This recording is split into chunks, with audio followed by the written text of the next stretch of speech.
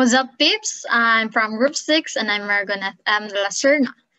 And I welcome you to Contracts Made Easy.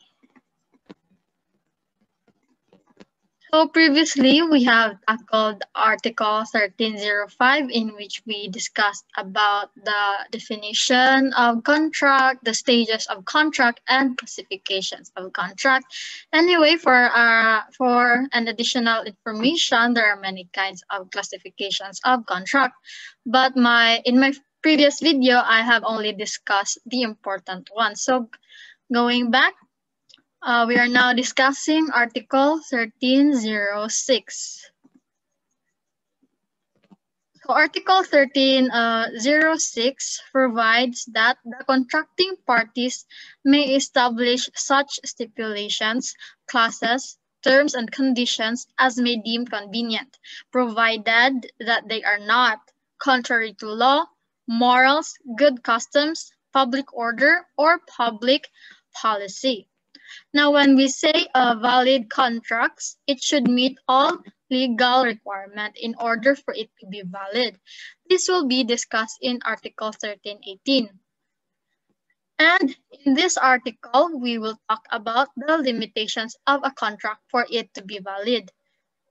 But there are times when a valid is unenforceable, as I have said in the previous video. This is called an unenforceable contract. An enforceable contract is a valid contract but should not be enforced according to law. So going back, Article 1306 states one of the principles of a contract, which is the freedom to contract. This freedom of a contract is guaranteed to the individual by the Constitution. Generally, the parties has the freedom to stipulate, make clauses, terms, and conditions as they may deem convenient. However, as I have said, there are limitations. Therefore, freedom of contract does not give the parties an absolute right. So the limitations here that is provided by this article is that contract should not be contrary to law, morals, good customs, public order, or public policy. So let us have an example for better understanding. So for example, Kurap entered into a contract with Utto, in which Kurap will give money to Utto, provided that Utto must vote for him. This is vote buying, and this is contrary to law and public policy. According to law, vote buying should not be done, and this is contrary to public policy, since if this practice is allowed, then it would increase corruption and thus causing public services to be unreliable. So next example is this. Manita has a subject that she failed.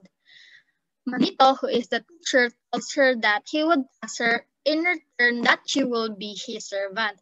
This is immoral, thus contract is invalid. Another example is that Y entered into a contract with Buot, in which Buot will give him money if Y slapped his father. This is contrary to good custom, since respecting parents is practiced, followed, and enforced by the society. And this is contrary to good custom. Another example, my last example for this video. So let us say that Buslot, a landlord, created a contract in which he can use force if Bulsa, his tenant, fails to pay the rent agreed by both of them. So this is against public order, since this does not advocate public safety and common good. So again, if any of the limitations are present in the contract, then the contract is invalid because contract should not be contrary to those stated limitations. So that's all for this video, and stay tuned for the next articles.